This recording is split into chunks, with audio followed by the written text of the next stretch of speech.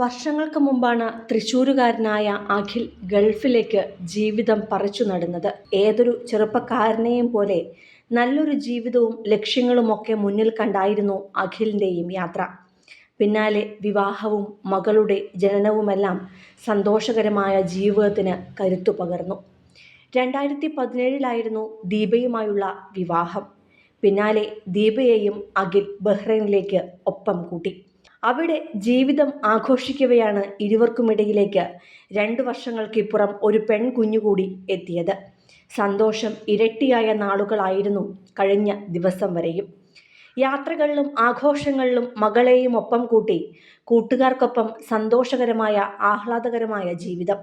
അതിനിടെ പലതവണ നാട്ടിലെത്തി, പലതവണ വിദേശ രാജ്യങ്ങളിൽ കറങ്ങാൻ പോയി. അങ്ങനെ ജീവിതം ശരിക്കും ആസ്വദിക്കുകയായിരുന്നു അഖിലും ദീപയും കുഞ്ഞും. ഒരു പക്ഷേ ആ സ്നേഹവും കുടുംബവും കണ്ട് ദൈവത്തിന് പോലും അസൂയ തോന്നിയിരിക്കാം. അതുകൊണ്ടായിരിക്കാം നാട്ടിൽ ഇവർ 3 പേരെയും കാണാൻ കൊതിയോടെ കാത്തിരുന്ന വീട്ടുകാർക്കരികിലേക്ക് അഖിലിന്റെ അപ്രതീക്ഷിത മരണവാർത്ത എത്തിയത്.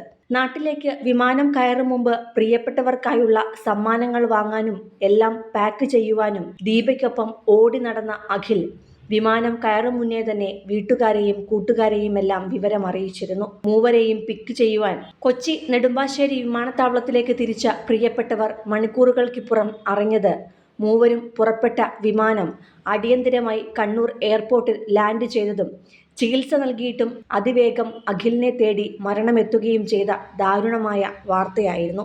35 വയസ്സ് മാത്രമായിരുന്നു അഖിലിന്റെ പ്രായം. വിമാനയാത്രയ്ക്കിടെ ഹൃദയാഘാതം സംഭവിച്ചതാണ് അഖിലിന്റെ മരണകാരണമായത്. യാത്രയുടെ തുടക്കത്തിൽ ആരോഗ്യവാനായിരുന്ന അഖിലിനെ തേടി മണിക്കൂറുകൾക്കിപ്പുറം മരണമെത്തിയെന്ന വാർത്ത ആർക്കും വിശ്വസിക്കുവാൻ സാധിച്ചിരുന്നില്ല. കാരണം അത്രയേറെ സന്തോഷത്തെ വരവേൽക്കാനുള്ള ഒരുക്കത്തിലായിരുന്നു പ്രിയപ്പെട്ടവർ. ബഹ്റൈനിൽ നിന്നാണ് കുടുംബത്തോടൊപ്പം അഖിൽ നാട്ടിലേക്ക് യാത്ര തിരിച്ചത്. തൃശൂർ കുന്നംകുളം വേലൂർ സ്വദേശിയായ അഖിൽ വെങ്ങിലശ്ശേരി ചാങ്കര വീട്ടിൽ സുധാകരന്റെ മകനാണ്. രാവിലെ 8:15 ബഹ്റൈനിൽ നിന്ന് പുറപ്പെട്ട എയർ ഇന്ത്യ എക്സ്പ്രസ് വിമാനത്തിലെ യാത്രക്കാരായിരുന്നു അഖിലും ഭാര്യ ദീപയും കുഞ്ഞും അഖിലിന്റെ സുഹൃത്തും. യാത്രക്കിടെ അഖിലിന് കടുത്ത നെഞ്ചുവേദന അനുഭവപ്പെടുകയും കുഴഞ്ഞു വീഴുകയുമായിരുന്നു.